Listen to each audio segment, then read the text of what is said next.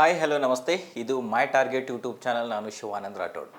Okay my dear friends, already ನಾನು ಒಂದು ಸೀರೀಸ್ನ start ಮಾಡಿದ್ದೀನಿ. ಅದೇನೆಂದರೆ ಮುಂದೆ ಬರುವಂತಹ ನಿಮ್ಮ CAR ಎಕ್ಸಾಮ್ ಇರ್ಬೋದು, DAR ಎಕ್ಸಾಮ್ ಇರ್ಬೋದು, ಮತ್ತು ಸಿವಿಲ್ PC ಎಕ್ಸಾಮ್ ಇರ್ಬೋದು, ಹಾಗೂ ಇನ್ನೂ ಅನೇಕ ಸೆಂಟ್ರಲ್ ಗೌರ್ಮೆಂಟ್ ಎಕ್ಸಾಮ್ ಇರ್ಬೋದು, ಅಥವಾ ಸ್ಟೇಟ್ ಗೌರ್ಮೆಂಟ್ ಎಕ್ಸಾಮ್ ಇರ್ಬೋದು, ಅಥವಾ ವಿವಿಧ ಮಂಡಳಿಗಳ ಎಕ್ಸಾಮ್ ಇರ್ಬೋದು. ಆ ಎಲ್ಲ ಎಕ್ಸಾಮ್ಗಳನ್ನು ಗಮನದಲ್ಲಿಟ್ಟುಕೊಂಡು ಒಂದು ಸೀರೀಸ್ನ ಸ್ಟಾರ್ಟ್ ಮಾಡಿದ್ದೀನಿ. ಆಲ್ರೆಡಿ ಆ ಸೀರೀಸ್ನ 6 ಪಾರ್ಟ್ಗಳು ನಮ್ಮ ಯೂಟ್ಯೂಬ್ ಚಾನಲಲ್ಲಿ ಅಪ್ಲೋಡ್ ಆಗಿದ್ದಾವೆ. ಓಕೆ, ಇದು ನೆಕ್ಸ್ಟ್ ಪಾರ್ಟ್. ಏನು ವಿಶೇಷತೆ ಅಂದರೆ ಈ ತರಗತಿಯಲ್ಲಿ ಅಥವಾ ಈ ವಿಡಿಯೋದಲ್ಲಿ ಎಲ್ಲನೂ ಮಿಕ್ಸ್ ಇರುತ್ತೆ. ಮಿಕ್ಸ್ ಇನ್ ದ ಸೆನ್ಸ್ ಇದರಲ್ಲಿ ಜಿಯೋಗ್ರಫಿ ಇರುತ್ತೆ, ಸಂವಿಧಾನ ಇರುತ್ತೆ, ವಿಜ್ಞಾನ ಇರುತ್ತೆ, ಕನ್ನಡ ಇರುತ್ತೆ, ಮತ್ತು ಕೆಲವು ಕರೆಂಟ್ ಅಫಿಯರ್ಸ್ ಕೂಡ ಇರುತ್ತೆ. ಎಲ್ಲನೂ ಕೂಡ ಈ ವಿಡಿಯೋದಲ್ಲಿ ನಾವು ನೋಡ್ತಾ ಹೋಗ್ಬೋದು. ಯಾಕಂದರೆ ಇನ್ನೂ ನಿಮ್ಮ ಎಕ್ಸಾಮ್ಗೆ ತುಂಬ ದಿನ ಉಳಿದಿಲ್ಲ ಮೈ ಡಿಯರ್ ಫ್ರೆಂಡ್ಸ್. ಆದ ಕಾರಣ ಈ ವಿಡಿಯೋನ ಒಂದು ಎಲ್ಲ ವಿಷಯಗಳ ಗ್ಲ್ಯಾನ್ಸ್ ಮಾಡೋಕ್ಕೆ ಟ್ರೈ ಮಾಡ್ತಾ ಇದ್ದೀನಿ. Okay, let's start the class. Okay, first ಸ್ಲೈಡಲ್ಲಿ ನೋಡ್ರಿ ಏನಿದೆ ಇಲ್ಲಿ. ಲೇಖಕರು ಮತ್ತು ಕೃತಿಗಳು. ಯಾವ ಲೇಖಕರು ಯಾವ ಕೃತಿಯನ್ನು ಬರೆದಿದ್ದಾರೆ? ಭಾರತದ ಇತಿಹಾಸ ಇರ್ಬೋದು, ಕರ್ನಾಟಕದ ಇತಿಹಾಸದಲ್ಲಿ ಯಾವ ಲೇಖಕರು ಯಾವ ಕೃತಿಯನ್ನು ಬರೆದಿದ್ದಾರೆ ಅಂತ ನೋಡ್ತಾ ಹೋಗೋಣ. ಫಸ್ಟ್ ನೋಡ್ರಿ, ಗದ್ಯ ಕರ್ಣಾಮೃತ ಎಂಬ ಕೃತಿಯನ್ನು ಯಾರು ಬರೆದಿದ್ದಾರೆ ಅಂದರೆ 2ನೇ ವಿದ್ಯಾಧರ ಚಕ್ರವರ್ತಿ. ಇದು ಈ ಕಡೆ ಬರಬೇಕಿತ್ತು. Okay, no problem. 2ನೇ ವಿದ್ಯಾಧರ ಚಕ್ರವರ್ತಿಯು ಗದ್ಯ ಕರ್ಣಾಮೃತ ಎಂಬ ಕೃತಿಯನ್ನು ಬರೆದಿದ್ದಾನೆ. ಅದೇ ರೀತಿ ನೋಡ್ರಿ, ಹಾಲರಾಜ ಗತಾ ಸಪ್ತಶತಿ. ಎಷ್ಟು time repeated question my dear friend, ಇದು lot of time repeated questions. ತುಂಬ ಹಾಲನ್ನು ಬರೆದಂತಹ ಕೃತಿ ಯಾವುದು ಅಂದರೆ ಗತಾ ಸಪ್ತಶತಿ. ನೆಕ್ಸ್ಟ್, ನಮ್ಮ ಆದಿಕವಿ ಪಂಪನು ಬರೆದಂತಹ ಕೃತಿ ಯಾವುದಂದರೆ ವಿಕ್ರಮಾರ್ಜುನ ವಿಜಯ. ಯಾರು? ಆದಿಕವಿ ಪಂಪ ಬರೆದಂತಹ ಕೃತಿ ವಿಕ್ರಮಾರ್ಜುನ ವಿಜಯ. ನೆಕ್ಸ್ಟ್, ಬಿಲ್ಲಹನನು ವಿಕ್ರಮಾಂಕ ದೇವಚರಿತ ಎಂಬ ಕೃತಿಯನ್ನು ಬರೆದಿದ್ದಾನೆ. ಯಾರು? ಬಿಲ್ಲಹನ ಬರೆದಂತಹ ಕೃತಿ ಯಾವುದು? ವಿಕ್ರಮಾಂಕ ದೇವಚರಿತ. ನೆಕ್ಸ್ಟ್ ನೋಡ್ರಿ, ಬಾಣಭಟ್ಟ ಬರೆದಂತಹ ಕೃತಿ ಹರ್ಷಚರಿತ. ಮೋಸ್ಟ್ ರಿಪೀಟೆಡ್ ಕ್ವಶನ್ಸ್ ಇದು ಕೂಡ. ಆದ ಕಾರಣ ಯಾವ್ಯಾವ ರಿಪೀಟ್ ಕ್ವಶನ್ ಆಗಿದ್ದಾವೆ ಹಾಗೂ ಮುಂದೆ ಯಾವ್ಯಾವ ಕ್ವಶನ್ ಬರಬಹುದು ಅಂತ ಒಂದು ಪಟ್ಟಿ ಮಾಡಿಕೊಂಡು ನಿಮ್ಮ ಮುಂದೆ ಪ್ರಸ್ತುತಪಡಿಸ್ತಾ ಹೋಗ್ತಾ ಇದ್ದೀನಿ ಮೈ ಡಿಯರ್ ಫ್ರೆಂಡ್ಸ್. ಸ್ವಲ್ಪ ಲಕ್ಷ್ಯ ಕೊಟ್ಟು ನೋಡ್ರಿ, ಮತ್ತೆ ಸಾಧ್ಯವಾದರೆ ನೋಟ್ ಮಾಡ್ಕೋತಾ ಹೋಗ್ರಿ ಅಂತ ಹೇಳುತ್ತಾ, ನೆಕ್ಸ್ಟ್ ನೋಡ್ರಿ, ಪಾಣಿನಿ ಬರೆದ ಕೃತಿ ಯಾವುದು ಅಂದರೆ ಮಹಾಭಾಷ್ಯ. ಮಹಾಭಾಷ್ಯ ಎಂಬ ಕೃತಿಯನ್ನು ಯಾರು ಬರೆದಿದ್ದಾರೆ ಅಂದರೆ ಪಾಣಿನಿ. ನೆಕ್ಸ್ಟ್ ನೋಡ್ರಿ, ಅಶ್ವಘೋಷ ಬರೆದಂತಹ ಕೃತಿ ಬುದ್ಧಚರಿತವನ್ನು ಬರೆದವರು ಯಾರು ಅಂದರೆ ಅಶ್ವಘೋಷ. ಇದು ಕೂಡ ಮೋಸ್ಟ್ ರಿಪೀಟೆಡ್ ಕ್ವಶನ್ಸ್ ಮೈ ಡಿಯರ್ ಫ್ರೆಂಡ್ಸ್. ನೆಕ್ಸ್ಟ್, ಹರಿಸೇನ ಬರೆದಂಥ ಕೃತಿ ಯಾವುದಂದರೆ ಕಥಾಕೋಶವನ್ನು ಬರೆದವರು ಯಾರಂದರೆ ಹರಿಸೇನ. ನೆಕ್ಸ್ಟ್, ಮಹಾಭಾರತ, ಒಂದು ಮಹಾನ್ ಕಾವ್ಯ ಆದಂತಹ ಮಹಾಭಾರತವನ್ನು ಯಾರು ಬರೆದಿದ್ದಾರೆ ಅಂದರೆ ವ್ಯಾಸ ಮಹರ್ಷಿಯವರು ಭಾರತದ ಒಂದು ಮಹಾಕಾವ್ಯವನ್ನು ಬರೆದಿದ್ದಾನೆ. ನೆಕ್ಸ್ಟ್ ನೋಡ್ರಿ, 1ನೇ ಮಹೇಂದ್ರವರ್ಮನು ಮತ್ತೆ ವಿಲಾಸ ಪ್ರಹಸನ. ಯಾರು? 1ನೇ ಮಹೇಂದ್ರವರ್ಮನು ಮತ್ತೆ ವಿಲಾಸ ಪ್ರಹಸನ ಎಂಬ ಕೃತಿಯನ್ನು ಬರೆದಿದ್ದಾನೆ. ನೆಕ್ಸ್ಟ್ ನೋಡ್ರಿ, ಆರ್ಯಭಟ ಬರೆದಂತಹ ಕೃತಿ ಯಾವುದಂದರೆ ಆರ್ಯಭಟಿಯಂ ಎಂಬ ಕೃತಿಯನ್ನು ಯಾರು ಬರೆದಿದ್ದಾರೆ ಅಂದರೆ ಆರ್ಯಭಟ. ನೆಕ್ಸ್ಟ್ ನೋಡ್ರಿ, ಗುಣಾಢ್ಯನ ಬೃಹತ್ ಕಥಾ. ಗುಣಾಢ್ಯ ಬರೆದಂತಹ ಕೃತಿ ಯಾವುದಂದರೆ ಬೃಹತ್ ಕಥಾ. ನೆಕ್ಸ್ಟ್, ಶ್ರೀಪುರುಷ ಬರೆದಂತಹ ಕೃತಿ ಗಜಶಾಸ್ತ್ರವನ್ನು ಯಾರು ಬರೆದಿದ್ದಾರೆ ಅಂದರೆ ಶ್ರೀಪುರುಷ. ನೆಕ್ಸ್ಟ್ ನೋಡ್ರಿ, ಅಮೋಘ ವರ್ಷ ಕೊಟ್ಟಿದ್ದಾರೆ ಅಥವಾ ಶ್ರೀ ವಿಜಯ.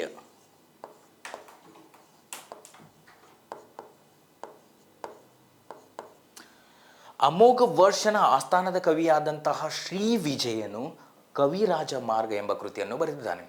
ಓಕೆ, ನೆಕ್ಸ್ಟ್ ನೋಡ್ರಿ, ಜನ್ನ ಬರೆದಂತಹ ಕೃತಿ ಯಾವುದಂದರೆ ಯಶೋಧರ ಚರಿತೆ. ಜಯ ಅಂತ ನೆನಪಿಟ್ಕೊಡ್ರಿ, ಜನ್ನ ಯಶೋಧರ ಚರಿತೆ. ನೆಕ್ಸ್ಟ್ ನೋಡ್ರಿ, 2ನೇ ನಾಗಾರ್ಜುನನು ರಸವೈದ್ಯ ಎಂಬ ಕೃತಿಯನ್ನು ಬರೆದಿದ್ದಾನೆ. ನೆಕ್ಸ್ಟ್ ನೋಡ್ರಿ, ವಿಜ್ಜಿಕೆ ಕೌಮುದಿ ಮಹೋತ್ಸವ. ವಿಜ್ಜಿಕೆ ಎಂಬ ಲೇಖಕಿಯು ಕೌಮುದಿ ಮಹೋತ್ಸವ ಎಂಬ ಕೃತಿಯನ್ನು ಬರೆದಿದ್ದಾರೆ. ನೆಕ್ಸ್ಟ್, ಕೌಟಿಲ್ಯ. ಭಾರತದ ಅರ್ಥಶಾಸ್ತ್ರದ ಪಿತಾಮಹ ಯಾರಂದರೆ ಕೌಟಿಲ್ಯನು ಬರೆದಂತಹ ಕೃತಿಯ ಹೆಸರೇನೆಂದರೆ ಅರ್ಥಶಾಸ್ತ್ರ. ಈ ಅರ್ಥಶಾಸ್ತ್ರದಲ್ಲಿ ರಾಜ್ಯಾಡಳಿತದ ಬಗ್ಗೆ ತುಂಬ ವಿಸ್ತಾರವಾಗಿ ಬರೆದಿದ್ದಾನೆ ಅಂತ ನಾವು ನೋಡ್ತಾ ಹೋಗ್ಬೋದು ಮೈ ಡಿಯರ್ ಫ್ರೆಂಡ್ಸ್. ನೆಕ್ಸ್ಟ್ ನೋಡ್ರಿ, ವಿಶಾಖ ದತ್ತ ಬರೆದಂತಹ ಕೃತಿ ಮುದ್ರಾ ರಾಕ್ಷಸ, ಮೋಸ್ಟ್ ರಿಪೀಟೆಡ್ ಕ್ವಶನ್ಸ್. ನೆಕ್ಸ್ಟ್, ಕಾಶ್ಮೀರದ ಕವಿ ಕಲ್ಹನ ಬರೆದಂತಹ ಕೃತಿ ಯಾವುದಂದರೆ ರಾಜ ತರಂಗಿಣಿ. ಬಿಲ್ಲನ ಬರೆದಂತಹ ಕೃತಿ ವಿಕ್ರಮಾಂಕ ದೇವಚರಿತ. ಬಿಲ್ಲನ ವಿಕ್ರಮಾಂಕ ದೇವಚರಿತ, ಕಲ್ಲನ ರಾಜ ತರಂಗಿಣಿ. ನೆಕ್ಸ್ಟ್ ನೋಡ್ರಿ, ಚಾಂದ್ ಬರ್ದಾಯಿ ಯಾವ ಕೃತಿಯನ್ನು ಬರೆದಿದ್ದಾನೆ ಅಂದರೆ ಪೃಥ್ವಿರಾಜ್ ರಾಸೋ. ಚಾಂದ್ ಬರ್ದಾಯಿ ಬರೆದಂಥ ಕೃತಿ ಯಾವುದಂದರೆ ಪೃಥ್ವಿರಾಜ್ ರಾಸೋ. ನೆಕ್ಸ್ಟ್, ಕವಿರತ್ನ ಕಾಳಿದಾಸ ಬರೆದಂತಹ ಕೃತಿ ಯಾವುದಂದರೆ ಒಂದು ರಘುವಂಶ, ಇನ್ನೊಂದು ಮಾಳವಿಕಾಗ್ನಿಮಿತ್ರ. ಯಾರು? ಕಾಳಿದಾಸ ಬರೆದಂತಹ ಕೃತಿ ರಘುವಂಶ ಮತ್ತು ಮಾಳವಿಕಾಗ್ನಿಮಿತ್ರ. ನೆಕ್ಸ್ಟ್ ನೋಡ್ರಿ, ಪತಂಜಲಿ ಬರೆದಂತಹ ಕೃತಿ ಯಾವುದಂದರೆ ಅಷ್ಟಾಂಗ ಯೋಗ. ಅಷ್ಟಾಂಗ ಯೋಗ ಎಂಬ ಕೃತಿಯನ್ನು ಬರೆದವರು ಯಾರಂದರೆ ಪತಂಜಲಿ. ನೆಕ್ಸ್ಟ್, ತಿರುವಳ್ಳವರ ಎಂಬ ಲೇಖಕ ಬರೆದಂತಹ ಕೃತಿ ಯಾವುದಂದರೆ ತಿರುಕ್ಕುರಳ್. ನೆಕ್ಸ್ಟ್, ವಾಲ್ಮೀಕಿ. ರಾಮಾಯಣ ಬರೆದಂತಹ ವ್ಯಕ್ತಿ ವಾಲ್ಮೀಕಿ. ಮಹಾಭಾರತ ಬರೆದಂತಹ ವ್ಯಕ್ತಿ ವ್ಯಾಸ ಮಹರ್ಷಿ. ನೆಕ್ಸ್ಟ್, ನಯಚಂದ್ರ ಸೂರಿ ಬರೆದಂತಹ ಕೃತಿ ಹಮ್ಮೀರ ಕಾವ್ಯ. ನಯಚಂದ್ರ ಸೂರಿ ಬರೆದಂತಹ ಕೃತಿ ಯಾವುದಂದರೆ ಹಮ್ಮೀರ ಕಾವ್ಯ. ನೆಕ್ಸ್ಟ್ ನೋಡ್ರಿ, ಶೂದ್ರಕನು ಬರೆದಂತಹ ಕೃತಿ ಯಾವುದಂದರೆ ಮ್ರಚ್ಛಕಟಿಕ. ನೆಕ್ಸ್ಟ್, ಶ್ರೀಧರಾಚಾರ್ಯ ಅವರು ಬರೆದಂತಹ ಕೃತಿ ಯಾವುದಂದರೆ ಜಾತಕ ತಿಲಕವನ್ನು ಬರೆದವರು ಯಾರಂದರೆ ಶ್ರೀಧರಾಚಾರ್ಯ. ನೆಕ್ಸ್ಟ್, ಸುಶ್ರುತ ಬರೆದ ಕೃತಿ ಯಾವುದಂದರೆ ಸುಶ್ರುತ ಸಂಹಿತೆ ಎಂಬ ಕೃತಿಯನ್ನು ಸುಶ್ರುತ ಬರೆದಿದ್ದಾನೆ. ನೆಕ್ಸ್ಟ್, ಚರಕ ಬರೆದ ಕೃತಿ ಯಾವುದಂದರೆ ಚರಕ ಸಂಹಿತೆಯನ್ನು ಚರಕ ಬರೆದಿದ್ದಾನೆ. ನೆಕ್ಸ್ಟ್ ನೋಡ್ರಿ, ಚಾವುಂಡರಾಯ ಬರೆದ ಕೃತಿ ಯಾವುದಂದ್ರೆ ಚಾವುಂಡರಾಯ ಪುರಾಣ. ನೆಕ್ಸ್ಟ್, ಕೀರ್ತಿವರ್ಮ ಬರೆದಂತಹ ಕೃತಿ ಯಾವುದಂದ್ರೆ ಗೋವೈದ್ಯ. ನೆಕ್ಸ್ಟ್, ಶ್ರೀಕೃಷ್ಣ ದೇವರಾಯ ಬರೆದಂತಹ ಕೃತಿ ಯಾವುದಂದ್ರೆ ಆ ಮುಕ್ತ ಮೌಲ್ಯ. ಓಕೆ, ಆ ಮುಕ್ತ ಮೌಲ್ಯವನ್ನು ಶ್ರೀಕೃಷ್ಣ ದೇವರಾಯನು ಬರೆದಿದ್ದಾನೆ ಅಂತ ಎಷ್ಟೋ ಜನ ಗೊತ್ತಿರುತ್ತೆ. ಬಟ್ ಆ ಮುಕ್ತ ಮೌಲ್ಯದ ಎಂಬ ಕೃತಿಯನ್ನು ಯಾವ ಭಾಷೆಯಲ್ಲಿ ಬರೆದಿದ್ದಾನೆ ಅಂತ ಕ್ವಶನ್ ಅರೈಸ್ ಆಗಿದೆ ಮೈ ಡಿಯರ್ ಫ್ರೆಂಡ್ಸ್. ಅದಕ್ಕೆ ನೆನಪಿರಲಿ, ಆ ಮುಕ್ತ ಮೌಲ್ಯ ಎಂಬ ಕೃತಿಯನ್ನು ಶ್ರೀಕೃಷ್ಣ ದೇವರಾಯನು ತಮಿಳು ಭಾಷೆಯಲ್ಲಿ ಬರೆದಿದ್ದಾನೆ, ತೆಲುಗು ಭಾಷೆಯಲ್ಲಿ. ನೆಕ್ಸ್ಟ್, ಹರ್ಷವರ್ಧನ ಬರೆದಂತಹ ಕೃತಿಗಳು 3. ಒಂದು ರತ್ನಾವಳಿ, ಪ್ರಿಯದರ್ಶಿಕೆ ಮತ್ತು ನಾಗಾನಂದ. ಐ ರಿಪೀಟ್, ಹರ್ಷವರ್ಧನು ಬರೆದಂತಹ 3 ಕೃತಿಗಳು ಯಾವಂದರೆ ರತ್ನಾವಳಿ, ಪ್ರಿಯದರ್ಶಿಕ ಮತ್ತು ನಾಗಾನಂದ. ಓಕೆ, ಇವೆಲ್ಲವುಗಳು ಒಂದು ಕಾಲಮಲ್ಲಿ ಲೇಖಕರು, ಇನ್ನೊಂದು ಕಾಲಮಲ್ಲಿ ಆ ಲೇಖಕರು ಬರೆದಂತಹ ಕೃತಿಗಳು. ಮೋಸ್ಟ್ ರಿಪೀಟೆಡ್ ಕೃತಿಗಳ ಚಾರ್ಟ್ ಇದಾಗಿತ್ತು ಮೈ ಡಿಯರ್ ಫ್ರೆಂಡ್ಸ್. ಓಕೆ, ನೆಕ್ಸ್ಟ್ ನೋಡ್ರಿ, ಮತ್ತೆ ಏನಿದೆ ನೋಡೋಣ. ಓಕೆ, ಕರ್ನಾಟಕದಲ್ಲಿರುವ ಪಕ್ಷಿಧಾಮಗಳು. ಕರ್ನಾಟಕದಲ್ಲಿ 5 ಪಕ್ಷಿಧಾಮಗಳಿದೆ. ಅವು ಯಾವ್ಯಾವ ಪಕ್ಷಿಧಾಮಗಳು ಯಾವ್ಯಾವ ಅಂತ ನೋಡ್ತಾ ಹೋಗೋಣ. ಓಕೆ, ಒಂದು ನೋಡ್ರಿ, ರಂಗನತಿಟ್ಟು ಪಕ್ಷಿಧಾಮ. ಇದು ಪಕ್ಷಿಧಾಮಗಳು.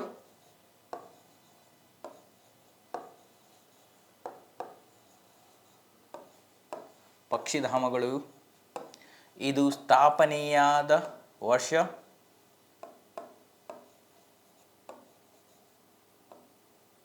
ಇದು ಜಿಲ್ಲೆ. ಓಕೆ, ರಂಗನತಿಟ್ಟು ಪಕ್ಷಿಧಾಮವು 1940ರಲ್ಲಿ ಮಂಡ್ಯ ಜಿಲ್ಲೆಯಲ್ಲಿ ಸ್ಥಾಪನೆಯಾಯಿತು. ಮಂಡ್ಯ ಜಿಲ್ಲೆಯಲ್ಲಿ ನಾವು ಯಾವ ಪಕ್ಷಿಧಾಮವನ್ನು ನೋಡ್ತಾ ಹೋಗ್ತೀವಿ ಅಂದರೆ ರಂಗನತಿಟ್ಟು ಪಕ್ಷಿಧಾಮ. ಓಕೆ, ನೆಕ್ಸ್ಟ್ ನೋಡ್ರಿ, ಘಟಪ್ರಭಾ ಪಕ್ಷಿಧಾಮವು ಸ್ಥಾಪನೆಯಾದ ವರ್ಷ 1974. ಘಟಪ್ರಭಾ ಪಕ್ಷಿಧಾಮವನ್ನು ನಾವು ಬೆಳಗಾವಿ ಜಿಲ್ಲೆಯಲ್ಲಿ ನೋಡ್ತೀವಿ ಮೈ ಡಿಯರ್ ಫ್ರೆಂಡ್ಸ್. ಓಕೆ, ನೆಕ್ಸ್ಟ್ ನೋಡ್ರಿ, ಗುಡುವಿ ಪಕ್ಷಿಧಾಮ ಮೋಸ್ಟ್ ರಿಪೀಟೆಡ್ ಕ್ವಶನ್ಸ್. ಇವೆಲ್ಲಾನು ಇದು ಅಷ್ಟೇ ಅಲ್ಲ ಮೈ ಡಿಯರ್ ಫ್ರೆಂಡ್ಸ್, ನಾನು ಈ ವಿಡಿಯೋದಲ್ಲಿ ಏನೇನು ಮಾಡ್ತಾ ಇದ್ದೀನಿ ಅಥವಾ ಈ ಸೀರೀಸಲ್ಲಿ ಏನೇನು ಮಾಡ್ತಾ ಇದ್ದೀನಿ ಅಲ್ಲ ಎಲ್ಲನೂ ರಿಪೀಟೆಡ್ ಕ್ವಶನ್ಸ್ ಮುಂದೆ ಬರುವಂಥ ಚಾನ್ಸ್ ಇರುವಂಥ ಕ್ವಶನ್ಸ್. ಅದಕ್ಕೆ ಪ್ರತಿಸತಿ ರಿಪೀಟೆಡ್ ಕ್ವಶನ್ ಅಂತ ಹೇಳ್ತಾ ಇದ್ದೀನಿ, ಯಾಕಂದರೆ ತುಂಬ ಇಂಪಾರ್ಟೆಂಟ್. ಸ್ಟ್ರೆಸ್ ಕೊಟ್ಟು ಓದ್ರಿ ಸ್ವಲ್ಪ. ಮತ್ತು ಸಾಧ್ಯವಾದರೆ ಪಾಯಿಂಟ್ ಬರ್ಕೊಳ್ರಿ. ಏನು ನೋಟ್ಸ್ ಯಾವ ರೀತಿ ಮಾಡಬೇಕಂದ್ರೆ ಸ್ಟೂಡೆಂಟ್ಸ್, ಎಲ್ಲ ನೋಟ್ಸ್ ಮಾಡ್ಕೊಂಡು ಕೂಡಲಿಕ್ಕೆ ನಮ್ಮ ಹತ್ರ ಟೈಮ್ ಇಲ್ಲ ಮೈ ಡಿಯರ್ ಫ್ರೆಂಡ್ಸ್. ಓದ್ರಿ, ಯಾವುದು ನೆನಪುಳಿಸ್ಕೊಳ್ಳಿಕ್ಕೆ ಸಾಧ್ಯವಾಗತ್ತೋ ಅವುಗಳನ್ನು ಮಾತ್ರ ನೆನಪಿಸ್ಕೊಳ್ರಿ. ಮತ್ತು ಕೆಲವು ತುಂಬ ಟಫ್ ಇರುತ್ತೆ, ಏನು ಎಷ್ಟು ಓದಿದ್ರೂ ಇಟ್ಕೊಳ್ಳೋಕ್ಕೆ ಸಾಧ್ಯ ಆಗೋದಿಲ್ಲ, ಅಂಥವುಗಳನ್ನು ನೋಟ್ ಮಾಡಿಕೊಡ್ರಿ, ಬರ್ಕೊಳ್ರಿ. ಮತ್ತು ಪದೇ ಪದೇ ಪದೇ ಪದೇ ಓದ್ತಾ ಹೋಗೋದ್ರಿಂದ ಯಾವ ಪಾಯಿಂಟ್ಸ್ಗಳು ನಮಗೆ ನೆನಪಿಟ್ಟುಕೊಳ್ಳಲು ಸಾಧ್ಯವಾಗೋದಿಲ್ಲವೋ ಅವುಗಳನ್ನು ಕೂಡ ನಾವು ನೆನಪಿಟ್ಟಿಸಿಕೊಳ್ಳಬಹುದು ಮೈ ಡಿಯರ್ ಫ್ರೆಂಡ್ಸ್. ಆದ ಕಾರಣ ಸ್ವಲ್ಪ ಸೀರಿಯಸ್ ಆಗಿ ನೋಡ್ರಿ ಅಂತ ಹೇಳುತ್ತಾ, ಓಕೆ ನೆಕ್ಸ್ಟ್, ಗುಡವಿ ಪಕ್ಷಿಧಾಮ. ಗುಡವಿ ಪಕ್ಷಿಧಾಮವು 1989ರಲ್ಲಿ ಶಿವಮೊಗ್ಗ ಜಿಲ್ಲೆಯಲ್ಲಿ ಸ್ಥಾಪನೆ ಆಯಿತು. ಶಿವಮೊಗ್ಗ ಜಿಲ್ಲೆಯಲ್ಲಿ ಗುಡವಿ ಪಕ್ಷಿಧಾಮವನ್ನು ನೋಡ್ತೀವಿ. ನೆಕ್ಸ್ಟ್, ಮಂಡಗದ್ದೆ ಪಕ್ಷಿಧಾಮ. ಮಂಡಗದ್ದೆ ಪಕ್ಷಿಧಾಮವು 1991ರಲ್ಲಿ ಸ್ಥಾಪನೆಯಾಯಿತು. ಇದು ಕೂಡ ಶಿವಮೊಗ್ಗದಲ್ಲಿ ನಾವು ನೋಡ್ತಾ ಹೋಗ್ತೀವಿ ಮೈ ಡಿಯರ್ ಫ್ರೆಂಡ್ಸ್. ನೆಕ್ಸ್ಟ್ ನೋಡ್ರಿ, ಅತ್ತಿವೇರೆ ಪಕ್ಷಿಧಾಮವು 2005ರಲ್ಲಿ ಸ್ಥಾಪನೆಯಾಯಿತು. ಅದನ್ನು ನಾವು ಉತ್ತರ ಕನ್ನಡ ಜಿಲ್ಲೆಯಲ್ಲಿ ಕಾಣ್ತೀವಿ. I repeat once again, Ranganathittu ಪಕ್ಷಿಧಾಮವನ್ನು ನಾವು ಮಂಡ್ಯ ಜಿಲ್ಲೆಯಲ್ಲಿ ನೋಡ್ತೀವಿ. ಘಟಪ್ರಭಾ ಪಕ್ಷಿಧಾಮವನ್ನು ನಾವು ಬೆಳಗಾವಿಯಲ್ಲಿ ನೋಡ್ತೀವಿ. ಗುಡವಿ ಪಕ್ಷಿಧಾಮವನ್ನು ಶಿವಮೊಗ್ಗದಲ್ಲಿ ನೋಡ್ತೀವಿ. ಮಂಡಗದ್ದೆ ಪಕ್ಷಿಧಾಮವನ್ನು ಕೂಡ ಶಿವಮೊಗ್ಗದಲ್ಲಿ ನೋಡ್ತೀವಿ. ನೆಕ್ಸ್ಟ್, ಅತ್ತಿವೇರೆ ಪಕ್ಷಿಧಾಮವನ್ನು ನಾವು ಉತ್ತರ ಕನ್ನಡ ಜಿಲ್ಲೆಯಲ್ಲಿ ನೋಡ್ತೀವಿ ಮೈ ಡಿಯರ್ ಫ್ರೆಂಡ್ಸ್. ಓಕೆ ನೆಕ್ಸ್ಟ್ ನೋಡ್ರಿ, ಏನಿದೆ, ಕರ್ನಾಟಕದ 5 ಹುಲಿ ಸಂರಕ್ಷಣಾ ತಾಣಗಳು. ಹುಲಿ ಸಂರಕ್ಷಣಾ ತಾಣಗಳು. ಓಕೆ, ಒಂದು ಬಂಡೀಪುರ, ಇದು ಕೂಡ ಏನು ಹುಲಿ ಸಂರಕ್ಷಣಾ ತಾಣಗಳು. ಹುಲಿ ಸಂರಕ್ಷಣಾ ತಾಣಗಳು. ಇದು ಸ್ಥಾಪನೆಯಾದ ವರ್ಷ. ಇದು ಯಾವ ಹುಲಿ ಸಂರಕ್ಷಣಾ ತಾಣವು ಯಾವ ಜಿಲ್ಲೆಯಲ್ಲಿ ನೋಡ್ತೀವಂತ ಜಿಲ್ಲೆ. ಓಕೆ, ಇದು ನೋಡ್ರಿ, ಬಂಡೀಪುರ ಹುಲಿ ಸಂರಕ್ಷಣಾ ತಾಣವು ಸ್ಥಾಪನೆಯಾಗಿದ್ದು 1974ರಲ್ಲಿ. ಇದನ್ನು ನಾವು ಚಾಮರಾಜನಗರ ಜಿಲ್ಲೆಯಲ್ಲಿ ನೋಡ್ತೀವಿ. ನೆಕ್ಸ್ಟ್, ಭದ್ರಾ ಹುಲಿ ಸಂರಕ್ಷಣಾ ತಾಣವು 1998ರಲ್ಲಿ ಸ್ಥಾಪನೆಯಾಯಿತು. ಅದನ್ನು ನಾವು ಚಿಕ್ಕಮಗಳೂರು ಜಿಲ್ಲೆಯಲ್ಲಿ ನೋಡ್ತೀವಿ. ನೆಕ್ಸ್ಟ್, ನಾಗರಹೊಳೆ ಹುಲಿ ಸಂರಕ್ಷಣಾ ತಾಣವನ್ನು ನಾವು 2000ರಲ್ಲಿ ಸ್ಥಾಪನೆಯಾಯಿತು. ಇದು ಕೊಡಗು ಮತ್ತು ಮೈಸೂರು ಜಿಲ್ಲೆಯ ಗಡಿ ಪ್ರದೇಶದಲ್ಲಿ ನಾವು ನೋಡ್ತೀವಿ. ನೆಕ್ಸ್ಟ್, ದಾಂಡೇಲಿಯ ಔಷಿ ಹುಲಿ ಸಂರಕ್ಷಣಾ ತಾಣವನ್ನು 2006ರಲ್ಲಿ ಸ್ಥಾಪನೆಯಾಯಿತು. ಇದನ್ನು ನಾವು ಉತ್ತರ ಕನ್ನಡ ಜಿಲ್ಲೆಯಲ್ಲಿ ನೋಡ್ತೀವಿ. ನೆಕ್ಸ್ಟ್ ನೋಡ್ರಿ, ಬಿಳಿಗಿರಿ ರಂಗನ ಬೆಟ್ಟ ಹುಲಿ ಸಂರಕ್ಷಣಾ ತಾಣವು 2011ರಲ್ಲಿ ಸ್ಥಾಪನೆಯಾಯಿತು. ಇದನ್ನು ನಾವು ಚಾಮರಾಜನಗರ ಜಿಲ್ಲೆಯಲ್ಲಿ ನೋಡ್ತೀವಿ. ನೆಕ್ಸ್ಟ್, ಮಲೆ ಮಹದೇಶ್ವರ ಹುಲಿ ಸಂರಕ್ಷಣಾ ತಾಣ. ಇದು ಇತ್ತೀಚೆಗೆ ಸೇರಿಸಲಾದಂತಹ ಹುಲಿ ಸಂರಕ್ಷಣಾ ತಾಣವಾಗಿದೆ. ಇದೇ ಕ್ವಶನ್ ಅರೈಸ್ ಆಗುವಂಥ ಚಾನ್ಸಸ್ ಇದೆ ಮೈ ಡಿಯರ್ ಫ್ರೆಂಡ್ಸ್. ಓಕೆ, ಇವು 5 ಅಂತೂ ನಮಗೆ ಗೊತ್ತಿರುತ್ತೆ. ಯಾವುವು? ಬಂಡೀಪುರ, ಚಾಮರಾಜನಗರ, ಭದ್ರಾ, ಚಿಕ್ಕಮಗಳೂರು, ನಾಗರಹೊಳೆ, ಕೊಡಗು ಮತ್ತು ಮೈಸೂರು, ದಾಂಡೇಲಿ ಉತ್ತರ ಕನ್ನಡ, ಬಿಳಿಗಿರಿ ರಂಗನ ಬೆಟ್ಟ ಚಾಮರಾಜನಗರ, ಇವು ನಮಗೆ ಗೊತ್ತು. ಬಟ್ ಇತ್ತೀಚೆಗೆ ಸೇರ್ಪಡೆಯಾದಂತಹ ಹುಲಿ ಸಂರಕ್ಷಣಾ ತಾಣ ಯಾವುದಂದರೆ ಅದೇ ಮಲೆ ಮಹದೇಶ್ವರ ಹುಲಿ ಸಂರಕ್ಷಣಾ ತಾಣ. ಅದನ್ನು 2022ರಲ್ಲಿ ಸ್ಥಾಪನೆ ಮಾಡಿದ್ದೀವಿ. ಅದನ್ನು ನಾವು ಚಾಮರಾಜನಗರ ಜಿಲ್ಲೆಯಲ್ಲಿ ನೋಡ್ತೀವಿ. ಓಕೆ ನೆಕ್ಸ್ಟ್, ಓಕೆ, ಕರ್ನಾಟಕದಲ್ಲಿ 4 ಚಿಟ್ಟೆಧಾಮಗಳನ್ನು ನೋಡ್ತೀವಿ. ಆ 4 ಚಿಟ್ಟೆಧಾಮಗಳು ಯಾವುವು ಅಂದರೆ, ಒಂದು ಬನ್ನೇರುಘಟ್ಟ ಚಿಟ್ಟೆಧಾಮ. ಇದು ಕರ್ನಾಟಕದ ಮೊದಲ ಚಿಟ್ಟೆಧಾಮ. ನೆಕ್ಸ್ಟ್ ನೋಡ್ರಿ,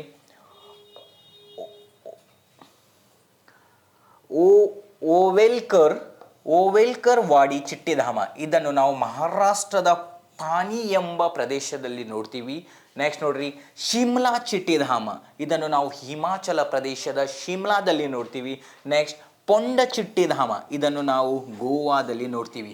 ಓಕೆ, ಇವು ಭಾರತದ 4 ಚಿಟ್ಟೆಧಾಮಗಳು ಇಂಪಾರ್ಟೆಂಟ್. ಒಂದು ಬನ್ನೇರುಘಟ್ಟ ಚಿಟ್ಟೆಧಾಮ, ಇದು ಕರ್ನಾಟಕದ ಮೊದಲ ಚಿಟ್ಟೆಧಾಮ. ನೆಕ್ಸ್ಟ್, ಓವೆಲೇಕರ್ ವಾಡಿ ಚಿಟ್ಟೆಧಾಮ. ಇದನ್ನು ಮಹಾರಾಷ್ಟ್ರದ ಪಾನಿ ಎಂಬ ಪ್ರದೇಶದಲ್ಲಿ ನೋಡ್ತೀವಿ. ನೆಕ್ಸ್ಟ್, ಶಿಮ್ಲಾ ಚಿಟ್ಟೆಧಾಮ. ಇದನ್ನು ನಾವು ಹಿಮಾಚಲ ಪ್ರದೇಶದ ಶಿಮ್ಲಾ ಪ್ರದೇಶದಲ್ಲಿ ನೋಡ್ತೀವಿ. ನೆಕ್ಸ್ಟ್, ಪೊಂಡ ಚಿಟ್ಟೆಧಾಮ. ಇದು ಗೋವಾದಲ್ಲಿ ನೋಡ್ತೀವಿ. ನೆಕ್ಸ್ಟ್ ನೋಡ್ರಿ, ಕರ್ನಾಟಕದಲ್ಲಿನ 2 ನವಿಲು ಧಾಮಗಳು. ಕರ್ನಾಟಕದಲ್ಲಿ ನಾವು 2 ನವಿಲು ಧಾಮಗಳನ್ನು ನೋಡ್ತೀವಿ. ಒಂದು ಆದಿಚುಂಚನಗಿರಿ ನವಿಲು ಧಾಮ, ಇದು ಮಂಡ್ಯ ಜಿಲ್ಲೆಯಲ್ಲಿ ನೋಡ್ತೀವಿ.